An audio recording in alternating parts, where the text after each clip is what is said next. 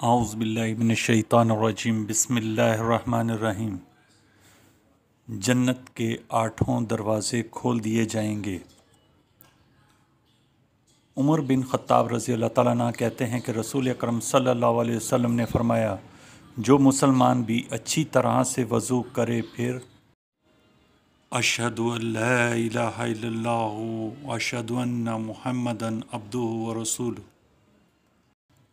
मैं गवाही देता हूँ अल्लाह के अलावा कोई माबूद बरहक नहीं और मोहम्मद सल्लल्लाहु अलैहि वसल्लम इसके बंदे और रसूल हैं, तो इसके लिए जन्नत के 8 दरवाज़े खोल दिए जाएंगे।